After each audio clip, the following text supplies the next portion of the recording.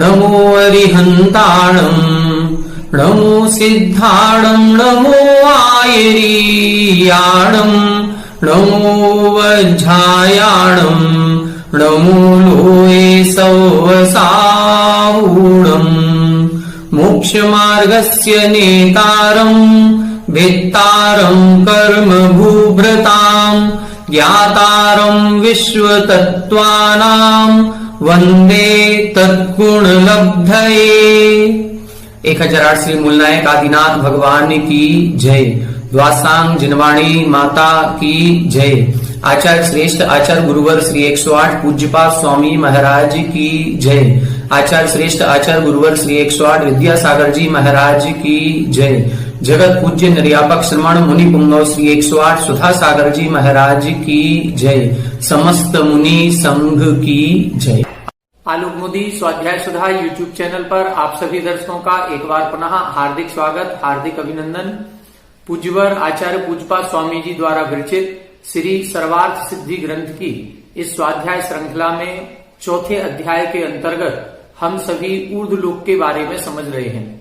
ऊर्ध्वलोक में मुख्यतः 4 निकाय वाले देव निवास करते हैं, जिनमें भवनवासी, व्यंतर, ज्योतिष्क और वैमानिक जाति के देव होते हैं। ये क्रमशः 10, 8, 5 और 12 भेद वाले होते हैं।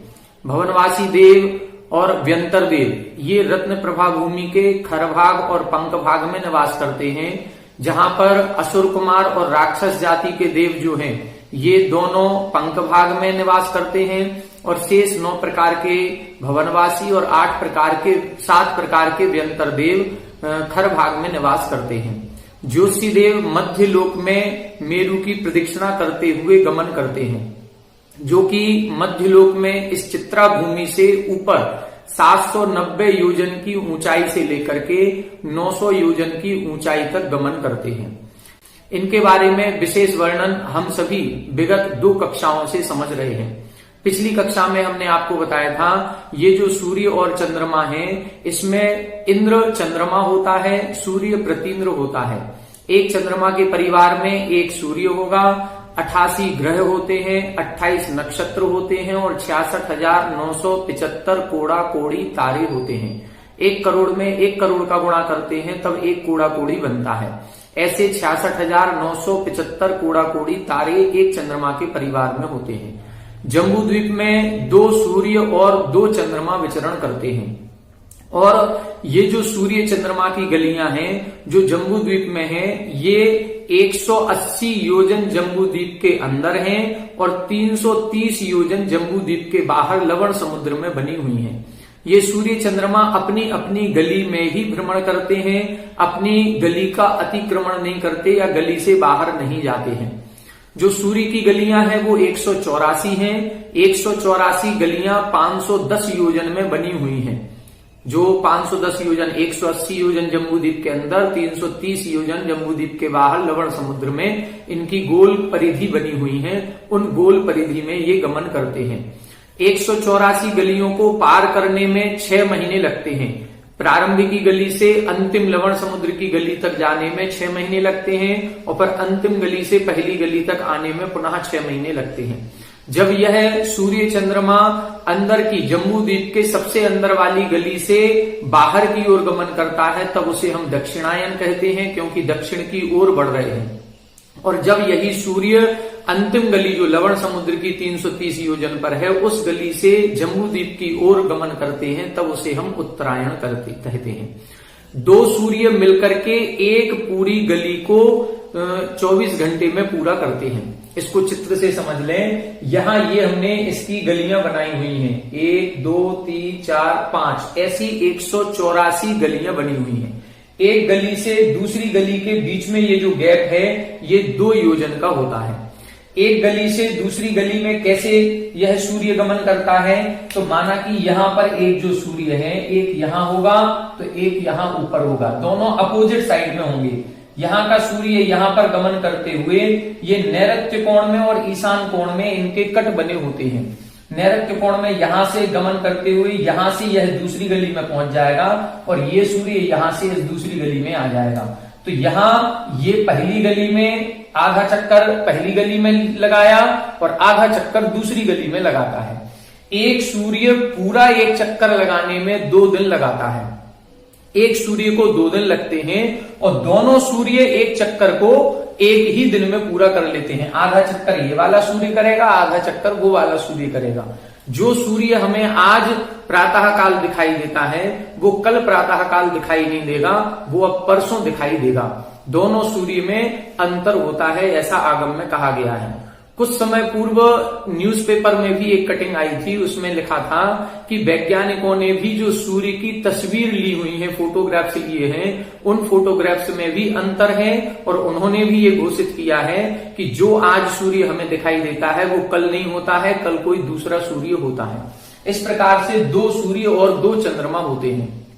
एक गली से दूसरी गली में जब यह जाता है और ये जो गमन बीच में होता है, इस गली को पार करने में 1 मुहूर्त का समय लगता है और यह 1 मुहूर्त 24 घंटे से ज्यादा हो जाता है। एक दिन में पूरा चक्कर लगता है और 1 मुहूर्त की यहाँ वृद्धि होती है। ऐसे एक दिन में 1 मुहूर्त की वृद्धि होती है तो 30 दिन में 30 मुहूर्त की वृद्धि होती है। मतलब 1 महीने में 1 दिन की वृद्धि हो जाती है।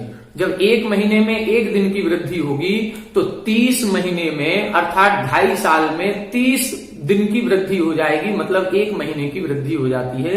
इसीलिए हर 2.5 साल के बाद 1 महीना डबल हो जाता है। अब वो कोई भी महीना हो सकता है, उसका भी एक क्रम है, किस क्रम से सब सारी घटनाएं घटित होती हैं। ये ज्योतिषी देवों के सारे क्रम निश्चित हैं। क्यों? क्योंकि इनके परिभ्रमण करने का काल निश्चित है, इनकी गली निश्चित है। ये अपनी गली का उल्लंघन नहीं करेंगे, अपने काल का उल्लंघन नहीं करेंगे। ये जो सूर्य विमान और चंद्र विमान है, ये कैसे गमन करते हैं? तो इनके आभियोग्य जाति के देव लगे हुए हैं। सूर्य विमान जो है उसकी चारों दिशाओं में 4 हजार आभियोग्य जाति के देव होते हैं।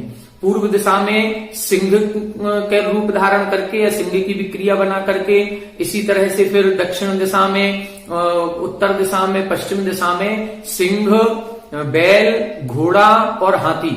इस प्रकार से ये हैं। कौन सी दिशा में कौन सा है ये इसके शायद विशेषार्थ में लिखा हुआ है, उसको देख लेंगे। जब पहली गली में यहां पर होता है अंदर वाली, तब यहां परिधि इसकी कम होती है। समय उतना ही है 24 घंटे में, लेकिन यहां परिधि कम है। जब अंतिम गली में होगा तो परिधि ज्यादा होगी, ज्यादा चलना पड़ेगा। जब ज्यादा चलना पड़ेगा तो घोड़े की चाल से चलेंगे, जब कम चलना पड़ेगा तो हाथी या बैल की चाल से चलेंगे। ये वहां पर वो देव आराम से डिसाइड कर लेते हैं कौन सी दिशा में कौन से देव उस रथ को खींचेंगे।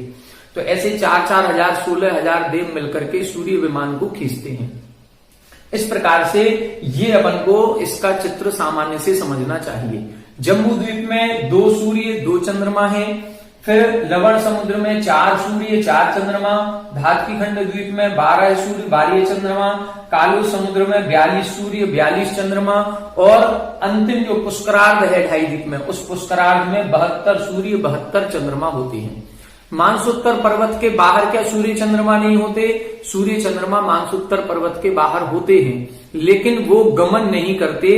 केवल 2.5 द्वीप के सूर्य चंद्रमा ही गमन करते हैं। इसके बाहर 2.5 द्वीप के बाहर जो सूर्य चंद्रमा है वो स्थिर होते हैं। स्थिर होने का मतलब फिर वहां प्रकाश कैसे होगा? एक सूर्य की जो किरणें होती हैं वो 50,000 योजन तक फैलती हैं। एक सूर्य की किरणें 50,000 योजन तक फैलती हैं। तो आगे जो 2.5 द्वीप के बाहर के जितने भी सूर्य चंद्रमा हैं उनकी स्थिति इस क्रम से है कि हर 1 लाख योजन पर एक एक वलय बना हुआ है और 1 लाख योजन के हिसाब से वलय पर सूर्य चंद्रमा स्थित हैं। 50,000 योजन इस सूर्य की रोशनी आएगी और 50,000 योजन दूसरे सूर्य की रोशनी आएगी। इस प्रकार से शायद वहां पर व्यवस्था होगी। तो वहां पर जो सूर्य चंद्रमा है उनके वृद्धि होने का भी एक क्रम है जो आगम में दर्शाया गया है। मानसोत्तर पर्वत के अंत में, जैसे इधर 72 सूर्य 72 चंद्रमा है, जब मानसोत्तर पर्वत के बाहर की पहला वलय आएगा तो उसमें 144 सूर्य 144 चंद्रमा हो जाएंगे। फिर हर 1 लाख के बाद एक एक वलय होगा जिसमें 4 सूर्य और 4 चंद्रमा की वृद्धि होती जाती है। इस क्रम से इनके बढ़ने का एक क्रम है। इसको आप आगम में और विस्तार से पढ़ सकते हैं। अभी सामान्य से इतना ही समझना है ये हमने ऊपर बनाया है, इसमें मेरू पर्वत पर ये बनाया कि ये मेरू पर्वत है, 790 योजन पर सबसे नीचे तारे गमन करते हैं, फिर 10 योजन ऊपर 800 योजन पर सूर्य, फिर और 80 योजन ऊपर 880 योजन पर चंद्रमा, फिर 4 योजन और ऊपर जाकर के नक्षत्र, फिर और 4 योजन ऊपर जाकर के बुध ग्रह, फिर 3-3 योजन ऊपर जाकर के क्रमशः शुक्र, गुरु, मंगल और शनि। इस प्रकार से 900 योजन की ऊंचाई पर शनि ग्रह विचरण करते हैं। तो ये एक ज्योतिष देवों की सामान्य जानकारी जो हम सभी को होनी चाहिए इस ग्रंथ से पढ़ते हुए, उसकी जानकारी आपको दी गई। इसके अलावा और भी बहुत सारी जानकारी है जिसको आगम ग्रंथों से अपन जान सकते हैं। कल अपन ने जो टीका पढ़ी थी उस टीका में अपन ने एक सूत्र 13वें नंबर का पढ़ा था कि ये जितने ज्योतिषी देव हैं ये नित्य गतिया निरंतर गतिमान रहते हैं। कहाँ के? निर्लोके अर्थात मनुष्य लोक के। जो 2.5 दीप के सूर्य चंद्रमा है ये नित्य गति करते हैं। नित्य गति करते हुए मेरू पर्वत की प्रदक्षिणा लगाते हैं, सुमेरु पर्वत की।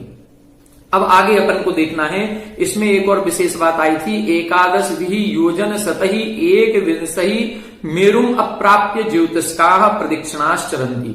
मेरू पर्वत से 1121 योजन की दूरी से फिर इन ज्योतिषी देवों की कक्षाएं या उनकी गली या उनका मार्ग पथ बना हुआ है, उस पथ पर ये गमन करते हैं। मेरू पर्वत 10,000 योजन का चौड़ाई है सबसे नीचे, और उससे भी 1121 योजन चारों तरफ से लगाएंगे तो इस तरफ भी और इस तरफ भी। इसके बाद से सारे ज्योतिषी देवों का स्थान बना हुआ है। आइए पेज नंबर 185 और उत्थानिका 468 नंबर की देखते हैं, जिसमें और विशेषताएं इधर बता रहे हैं। गतिमत ज्योतिष संबंधेन व्यवहार काल प्रतिपत्त्यर्थम आह। अब यहां बता रहे हैं कि ये जो सूर्य चंद्रमा गमन करते हैं, इनके गमन करने से होता क्या है। तो जो गतिमान ज्योतिष देव हैं उसके संबंध से जो व्यवहार काल की उत्पत्ति होती है, उस व्यवहार काल की उत्पत्ति के बारे में बता रहे हैं। सूत्र नंबर 14, तत्कृतः काल विभागः। तत्कृतः काल विभागः, यहां बता रहे हैं तत्कृतः। जो मेरू प्रदक्षिणा नित्य गतियो शब्द लिखा था कि यह सूर्य चंद्रमा आदि निरंतर गतिशील रहते हैं, वो मेरू की परिक्रमा लगाते हैं। इससे क्या होता है? तत्कृतः, उस प्रदक्षिणा लगाने से या चक्कर लगाने से काल विभागः, काल का विभाग होता है।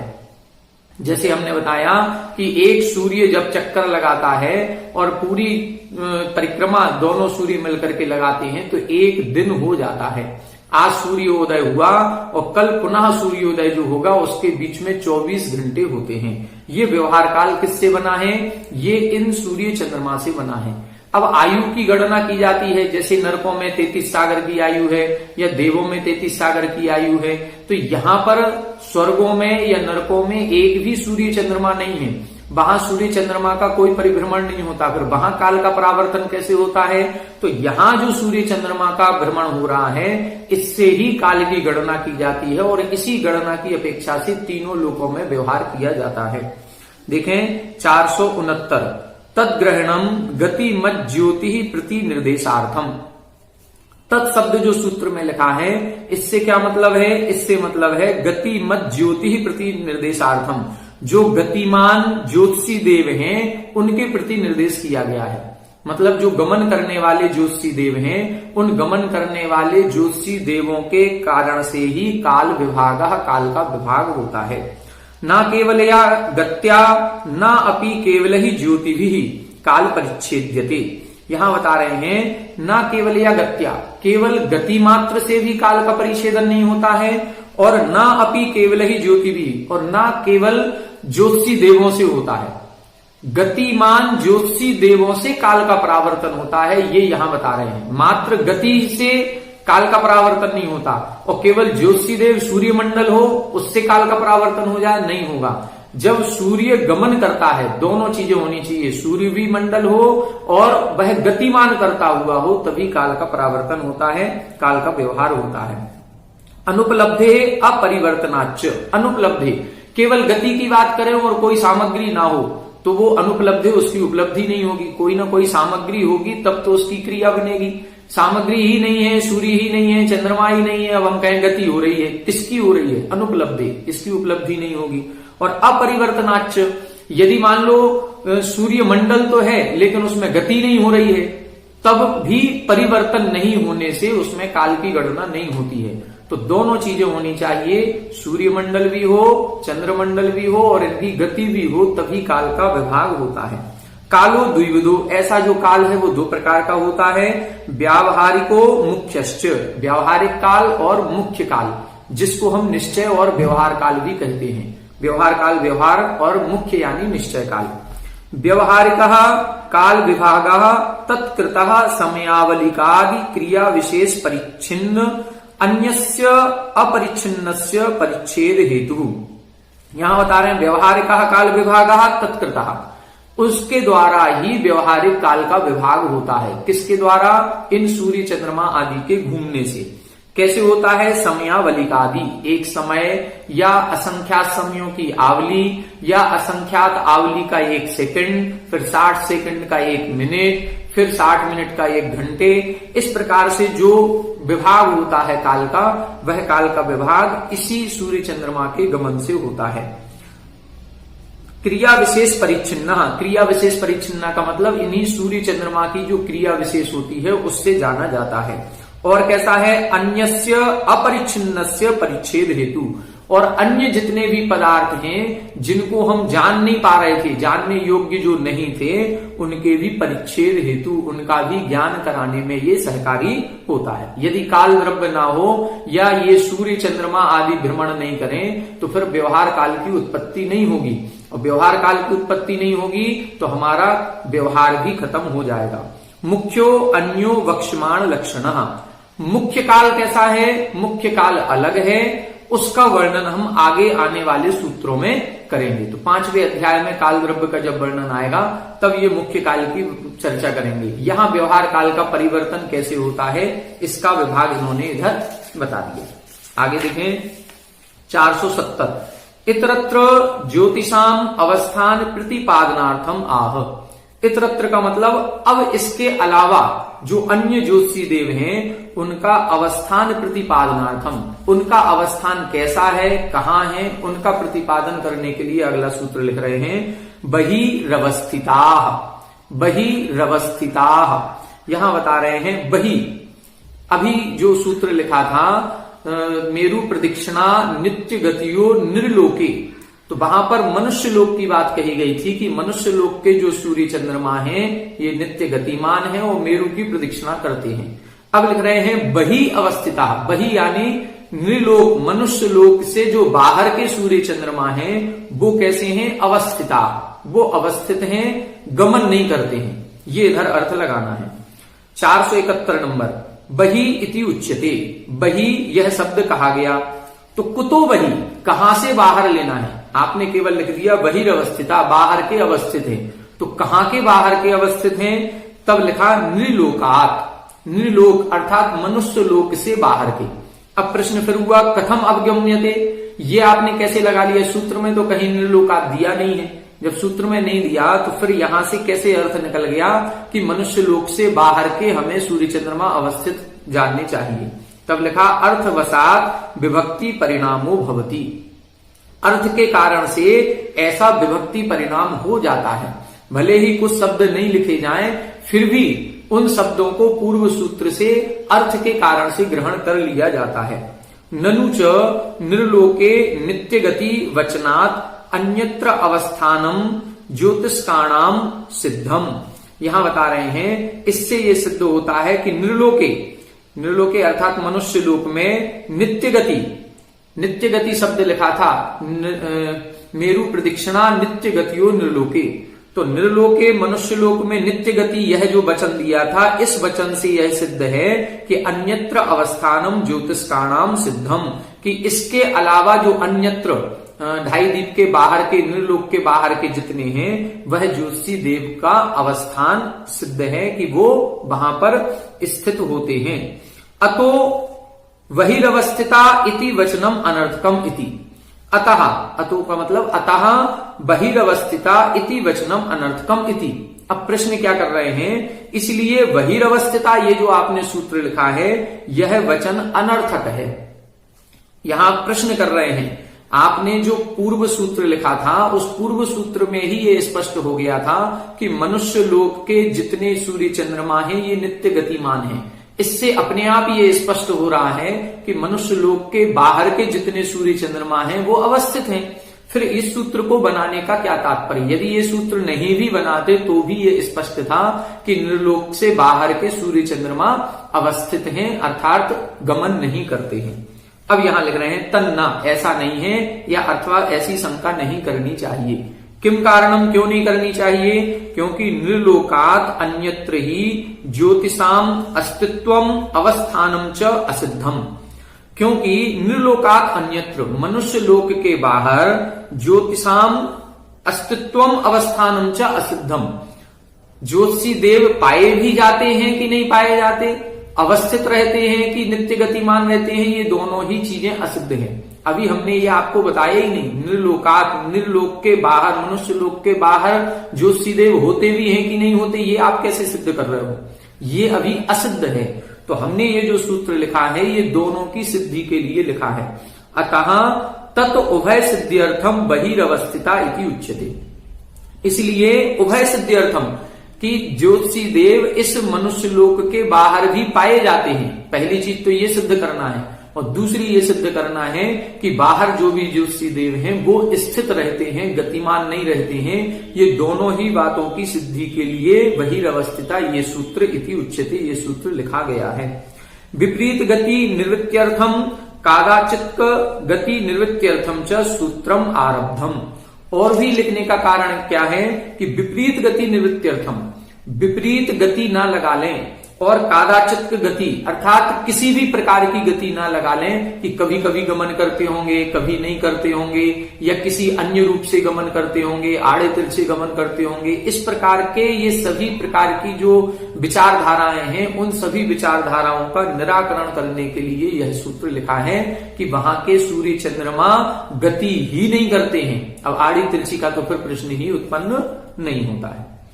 यहां तक जो ज्योतिषी देवों का वर्णन था वो ज्योतिषी देवों का वर्णन पूरा हो गया।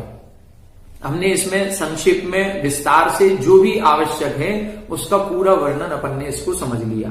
अब यहां के बाद जो चौथे नंबर का निकाय था उस चौथे नंबर के निकाय की चर्चा प्रारंभ होगी। देखें 472 तुरीयस्य निकायस्य सामान्य संज्ञा संकीर्तनार्थम आह। जैसे भवनवासी, व्यंतर और ज्योतिषी देवों के इन्होंने लिखा था कि उनकी सामान्य संज्ञा क्या है और विशेष संज्ञा क्या है, इसके लिए उन्होंने सूत्र लिखे थे। भवनवासिनो सुरनाग विद्युत सुपर्णाग्नि, या व्यंतराह किन्नर किमपुरुष महुरग, या ज्योतिष्काह सूर्या चंद्रमसौ। यहां पर उन्होंने सामान्य संज्ञा भी बताई थी और विशेष संज्ञा भी बताई थी। सामान्य संज्ञा ये भावनवासी देव हैं, या ये व्यंतर देव हैं, या ज्योतिषी देव हैं। विशेष संज्ञा में असुर कुमार, नाग कुमार, किन्नर, किमपुरुष, सूर्य, चंद्रमा, इस प्रकार से। अब यहां बता रहे हैं तुरीयस्य निकायस्य। तुरीय का मतलब होता है चौथा, चौथे निकाय की सामान्य संज्ञा संकीर्तनार्थम। अब यहां सामान्य संज्ञा बता रहे हैं, विशेष नहीं बता रहे हैं। अभी केवल सामान्य संज्ञा बता रहे हैं कि वो चौथा निकाय कौन सा है, चौथे निकाय का नाम बताइए। तब सूत्र लिखा वैमानिकाः। वैमानिकाः, यहां इस सूत्र का अर्थ केवल इतना है कि जो चौथा निकाय है उस चौथे निकाय का नाम है वैमानिक देव। पहले भवनवासी, दूसरे व्यंतर, तीसरे ज्योतिष और चौथे वैमानिक।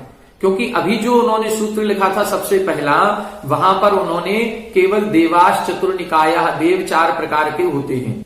फिर भवनवासी, व्यंतर और ज्योतिष के इन 3 प्रकार के निकायों की सामान्य और विशेष संज्ञा एक साथ बताई। और यहां अब जो चौथा निकाय है उसकी सामान्य संज्ञा के लिए उन्होंने एक पृथक से सूत्र लिखा वैमानिकाः, कि चौथा निकाय वैमानिक होता है। 473 नंबर देखें, वैमानिक ग्रहणम अधिकारार्थम। ये जो वैमानिक शब्द का इधर ग्रहण किया है सूत्र में, ये अधिकार सूत्र है। अधिकार सूत्र का मतलब है अब यहां से वैमानिक देवों का वर्णन प्रारंभ होता है, या यह वैमानिक देवों का प्रथम सूत्र है। इसके बाद जो भी वर्णन आएगा वो सब वैमानिक देवों का होगा। इतः उत्तरम ये वक्षन्ते तेषां वैमानिक संप्रत्ययो यथा स्यात् इति अधिकारः क्रियते। इतः उत्तरम, अब इसके बाद, अब ये वक्ष्यन्ते जो भी वर्णन किया जाएगा, इसके बाद इस सूत्र के बाद से जो भी वर्णन होगा, तेषां वैमानिक संप्रत्ययो, उनका वैमानिक संप्रत्यय अर्थात ज्ञान जानना चाहिए कि वैमानिक देवों का ही वर्णन यहां से होगा। यथा स्यात् इति अधिकारः क्रियते, जैसे भी होगा वो सब वैमानिक देवों का होगा, यह अधिकार सूत्र कहलाता है। विशेषेण आत्मस्थान सुकृतिनो मानयन्ति इति विमानानि, विमान किसे कहते हैं? जैसे इन्होंने भवन की बताई थी, व्यंतरों की बताई थी, सबकी व्युत्पत्ति बताई थी कि भवनों में निवास करने का जिनका स्वभाव है वो भवनवासी हैं, जो यत्र तत्र कहीं भी रहते हैं वो व्यंतर देव हैं, जो ज्योतिमान होते हैं वो ज्योतिष्क देव कहलाते हैं। यहां बता रहे हैं विशेषेण आत्मस्थान सुकृतिनो मानयन्ति, जहां पर रहने वाले देव अपने आप को विशेष पुण्यशाली मानते हैं। विशेषेण आत्मस्थान, आत्मस्थान का मतलब स्वयं को, विशेष रूप से जो स्वयं को सुकृतिनो, सुकृत बोलते हैं पुण्य को, जो अपने आप को पुण्यशाली मानयंती मानते हैं, विमानानी, उनको विमान कहते हैं। मतलब जो विमान में उत्पन्न होते हैं ऐसे देव अपने आप को विशेष पुण्यशाली मानते हैं। विमानेषु भवा वैमानिकाः, और ऐसे विमानों में जो उत्पन्न होते हैं उनको हम वैमानिक देव कहते हैं। तानी विमानानी त्रिविधानी, यहां बता रहे हैं अब ऐसे विमान जो होते हैं वो 3 प्रकार के होते हैं। इंद्रक, श्रेणी, पुष्प प्रकीर्णक भेदेन, ये जो विमान है ये 3 प्रकार से अवस्थित होते हैं। इंद्रक विमान, श्रेणी यानी श्रेणीबद्ध विमान, और पुष्प प्रकीर्णक अर्थात प्रकीर्णक विमान। तत्र इंद्रक विमानानि इंद्रवत मध्य अवस्थितानि, वहां पर जो इंद्रक विमान होता है वो इंद्र के समान, इंद्र के मतलब केंद्र के समान बिल्कुल बीचों बीच स्थित होता है। और तेषां चतस्रसु दिक्षु आकाश प्रदेश श्रेणीवत अवस्थानात् श्रेणी विमानानि, और फिर उस बीच में एक विमान हो गया और इसके चारों दिशाओं में जो क्रम पूर्वक लगे हुए विमान होते हैं, जो क्रम पंक्तिबद्ध होते हैं, उनको हम श्रेणीबद्ध विमान कहते हैं। पंक्तिबद्ध कहें या श्रेणीबद्ध कहें। क्या लिखा? तेषां चतस्रसु दिक्षु, उस इंद्रक विमान के चारों दिशाओं में आकाश प्रदेश श्रेणीवत, जो आकाश प्रदेश की श्रेणी होती है बिल्कुल क्रम से सीधी, उस प्रकार से अवस्थानात, अवस्थान होने से श्रेणी विमानानी, इनको श्रेणीबद्ध विमान कहते हैं। अब क्या होगा? एक बीच में हो गया और चारों दिशाओं में कुछ विमान हो गए। फिर इन चारों दिशाओं के बीच में जो खाली स्थान बचा है उसमें और विदिशाओं में विदिक्षु प्रकीर्णक पुष्पवत अवस्थानात पुष्प प्रकीर्णानी, जो विदिशाओं में हैं और उन विदिशाओं के बीच में फैले हुए होते हैं पुष्पों के समान, उसको बोलते हैं पुष्प प्रकीर्णक। तो ये प्रकीर्णक विमान कहलाते हैं। तो 3 प्रकार के विमान हो गए। जो नरकों में अपन ने बिल पड़े थे, 30 लाख बिल, 25 लाख बिल, इन बिलों की भी इसी प्रकार से अवस्थान होता है। वहां पर भी इंद्रक बिल होता है, श्रेणीबद्ध बिल होते हैं और प्रकीर्णक बिल होते हैं। इसी प्रकार से यहां पर भी इंद्रक विमान होता है, श्रेणीबद्ध विमान होता है और प्रकीर्णक विमान होता है। आइए इसको थोड़ा सा चित्र से समझ लेते हैं। देखें, ये जो विमान होते हैं ये किस क्रम से अवस्थित होते हैं? एक पटल पर एक बीच में होगा, फिर यहां दिशाओं पर इस प्रकार से ये विमान यहां पर ये अवस्थित होंगे। ये चारों दिशाओं में जो विमान होंगे ये कहलाएंगे श्रेणीबद्ध विमान। ये बीच वाला कहलाएगा इंद्रक विमान, ये चारों दिशाओं के कहलाएंगे श्रेणीबद्ध विमान। फिर यहां ये जो विदिशाओं में भी होंगे इसी तरह से, ये विदिशाओं में होंगे, यहां पर भी होंगे, यहां पर भी होंगे और यहां पर भी होंगे। फिर इनके बीच में भी ऐसे फैले हुए होंगे, इनको बोलेंगे प्रकीर्णक। जो इधर पुष्प की तरह बिखरे हुए होते हैं, जैसे किसी पेड़ पौधे के नीचे फूल बिखरे रहते हैं, वो कैसे हैं? उनका कोई क्रम अवस्थित नहीं होता, बस बिना क्रम के अवस्थित नहीं है वो, इसीलिए उनको पुष्प प्रकीर्णक कहा जाता है। तो ये जो दिशाओं के हैं इनको बोलते हैं श्रेणीबद्ध, विदिशाओं के और बीच में फैले हुए इनको बोलते हैं प्रकीर्णक, और जो बीचों बीच होता है उसको बोलते हैं इंद्रक। इस प्रकार से ये अवस्थित होते हैं। जैसे नरकों में हमने 49 पटल देखे थे। पहली रत्न प्रभा भूमि का जो अबहुल भाग है उसमें 13 पटल, फिर दूसरी पृथ्वी में 11 पटल, फिर तीसरी में 9 पटल, 7 पटल, 5, 3 और 7वीं भूमि एक ही पटल। तो एक एक पटल पर एक एक इंद्रक बिल बढ़ता जाएगा। बीच में एक इंद्रक बिल होगा, चारों दिशाओं में श्रेणीबद्ध बिल होंगे। जैसे जैसे पटल बढ़ेगा ऐसे ऐसे चारों दिशाओं के श्रेणीबद्ध बिल बढ़ते चले जाएंगे। जो स्वर्ग होते हैं, इन स्वर्गों में 63 पटल होते हैं। कुल कितने पटल हैं? 63। और नरकों में कुल कितने पटल थे? 49 पटल होते हैं। तो यहां 63 पटल हैं, इसका मतलब है हर एक पटल पर एक इंद्रक बिल होगा। तो इंद्रक बिलों की संख्या कितनी होगी? 63 होगी। तो 63 पटल तो 63 इंद्रक बिल। फिर श्रेणीबद्ध बिलों की भी संख्या आती है, फिर प्रकीर्णक बिलों की या विमानों की संख्या आती है। स्वर्ग में विमान कहेंगे, नरकों में हम बिल कहेंगे। थोड़ा सा अंतर नरकों के बिलों में और विमानों में होता है। जो बीच में है वो तो इंद्रक ही कहलाएगा, इंद्रक विमान और इंद्रक बिल। लेकिन श्रेणीबद्ध में थोड़ा सा अंतर है। दिशाओं के विमानों को श्रेणीबद्ध कहा गया, जबकि विदिशाओं के जो विमान हैं उनको प्रकीर्णक में रखा है। लेकिन जब बिलों की चर्चा करेंगे तो दिशाओं के और विदिशाओं के दोनों को श्रेणीबद्ध में रखा है। फिर इनके बीच में जो फैले हुए हैं उनको प्रकीर्णक में रखा है। कुल मिलाकर के विदिशाओं की जो विशेषता है वो है, विदिशाओं के जो विमान हैं वो श्रेणीबद्ध में नहीं है, विमान प्रकीर्णक में आएंगे, और विदिशाओं में जो बिल स्थित हैं वो श्रेणीबद्ध में आएंगे। इतना सा अपन को विशेष जानना चाहिए।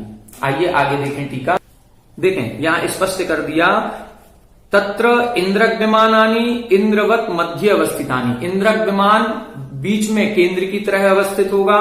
चतस्रसु दिक्षु आकाश प्रदेश श्रेणीवत अवस्थानात्। चारों दिशाओं में जो आकाश प्रदेश की पंक्ति के समान अवस्थित होते हैं उनको श्रेणी विमान या श्रेणीबद्ध विमान कहते हैं।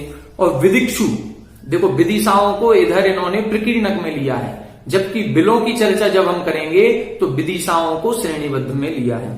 विदिक्षु प्रकीर्णक पुष्पवत अवस्थानात् पुष्प प्रकीर्णानी। विदिशाओं में जो अवस्थित होते हैं उनको पुष्प प्रकीर्णक कहते हैं। आगे देखें 474, तेसाम वैमानिका नाम भेद अवबोधनार्थम आह। अब ये जो वैमानिक देव हैं, इन वैमानिक देवों के कितने भेद होते हैं उसका ज्ञान कराने के लिए सूत्र लिखा, कल्पोपपन्नाः कल्पातीताश्च। कल्पोपपन्नाः कल्पातीताश्च। यहां बता रहे हैं इनके दो भेद हैं, कल्पोपपन्न और कल्पातीत। इसकी चर्चा पहले भी अपन कर चुके हैं। जो इंद्र सामान्य त्रायस्त्रिन से ये जो 10 प्रकार की कल्पनाएं जहां पाई जाती हैं, वहां पर जो देव उत्पन्न होते हैं उनको कल्पोपन्न कहते हैं, और जहां इस प्रकार की कल्पना नहीं पाई जाती है उसको हम कल्पातीत कहते हैं। 16 स्वर्गों तक कल्पोपन्न है, 16 स्वर्गों के ऊपर ग्रहवेग, अनुदिश और अनुत्तर के विमान कल्पातीत कहलाते हैं। क्या लिखा, कल्पेशु उपपन्नः कल्पोपपन्नः। जो कल्पों में उत्पन्न होते हैं वो कल्पोपन्न कहलाते हैं। कल्पातीताः कल्पातीताश्च। और जो कल्प से अतीत होते हैं, जहां ये कल्पना नहीं पाई जाती है, उसे हम कल्पातीत कहते हैं। इति द्विविधा वैमानिका।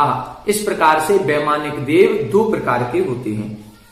तेषाम अवस्थान विशेष निर्ज्ञानार्थम आह। अब इन वैमानिक देवों के निवास स्थान कैसे होते हैं, उनका अवस्थान कैसे है, उसका ज्ञान कराने के लिए अगला सूत्र लिख रहे हैं, उपरि उपरि। उपरि उपरि अर्थात उपरि उपरि 2 बार शब्द लिखा है। जैसे नरकों का अपन ने सूत्र पढ़ा था, रत्न शर्करा बालुका पंक धूम तमो महातमः प्रभा भूमियो घनाम्बु वाताकाश प्रतिष्ठा सप्ता धो धः। वहां पर लिखा था अधो अधः। अधो अधा का मतलब नीचे नीचे। यहां लिख रहे हैं उपरि उपरि अर्थात ऊपर ऊपर होते हैं। ये जितने भी स्वर्ग विमान हैं या वैमानिक देव हैं ये ऊपर ऊपर होते हैं, तिरछे नहीं होते, इसलिए ये सूत्र लिखा है। 477, किमर्थम इदम उच्यते। यह सूत्र क्यों लिखा गया? तब लिखा, त्रियक अवस्थिति प्रतिषेधार्थम उच्यते। त्रियक अवस्थिति, तिरछे रूप से जो अवस्थान होता है उसका प्रतिषेध करने के लिए यह सूत्र लिखा है कि ये जो स्वर्ग हैं ये तिरछे नहीं हैं, कि कि जैसे नगर बसाए जाते हैं, एक नगर इधर हो गया, फिर 100 किलोमीटर गए तो दूसरा नगर हो गया, फिर 2 किलोमीटर पर तीसरा नगर हो गया, या जैसे गांव बसते हैं, ऐसे तिरछे में नहीं है, ये कैसे हैं, ऊपर ऊपर है। ना ज्योतिष्कवत त्रियक अवस्थिता, ज्योतिषी विमानों के समान त्रियक नहीं है। जैसे मध्य लोक में ज्योतिषी देव द्वीप समुद्रों के ऊपर फैले हुए हैं, जम्बू द्वीप में, फिर धातकी खंड में, लवण समुद्र में, कालो समुद्र में, पूरे असंख्यात द्वीप समुद्रों में, तो ये त्रियक रूप से अवस्थित।